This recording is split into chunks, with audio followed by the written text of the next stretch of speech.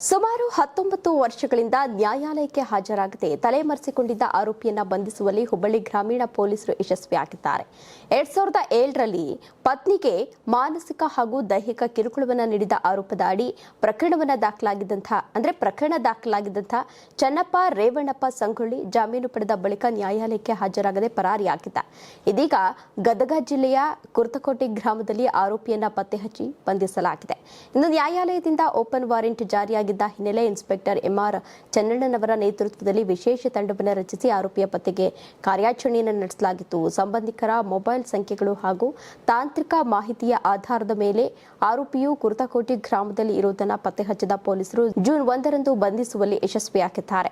ಈ ಕಾರ್ಯಾಚರಣೆಯಲ್ಲಿ ಭಾಗಿಯಾದ ಪೊಲೀಸ್ ಸಿಬ್ಬಂದಿಯ ಕಾರ್ಯವನ್ನು ಹಿರಿಯ ಅಧಿಕಾರಿಗಳು ಶ್ಲಾಘಿಸಿದ್ದು ತಂಡಕ್ಕೆ ಬಹುಮಾನವನ್ನು ಮಂಜೂರು ಮಾಡಿದ್ದಾರೆ. ಒಟ್ಟಾರೆ ಸುಮಾರು 2 ದಶಕಗಳ ಕಾಲ ಕಾನೂನಿನ ಕಣ್ಣಿಂದ ತಪ್ಪಿಸಿಕೊಂಡಿದ್ದಂತಹ ಆರೋಪಿಯನ್ನ ಪತ್ತೆ ಹಚ್ಚುವಲ್ಲಿ ಪೊಲೀಸರ ನಿರಂತರ ಪ್ರಯತ್ನ ಫಲ ನೀಡಿದ್ದು, ಈ ಕಾರ್ಯಾಚರಣೆಯಲ್ಲಿ ಭಾಗಿಯಾದ ಅಧಿಕಾರಿಗಳು ಹಾಗೂ ಸಿಬ್ಬಂದಿಯ ಕಾರ್ಯವನ್ನು ಹಿರಿಯ ಪೊಲೀಸ್ ಅಧಿಕಾರಿಗಳು ಶ್ಲಾಘಿಸಿದ್ದಾರೆ. ಅಲ್ಲದೆ ತಂಡದ ಸಾಧನೆಯನ್ನು ಗುರುತಿಸಿ ಬಹುಮಾನವನ್ನು ಮಂಜೂರು ಮಾಡಿದ್ದಾರೆ.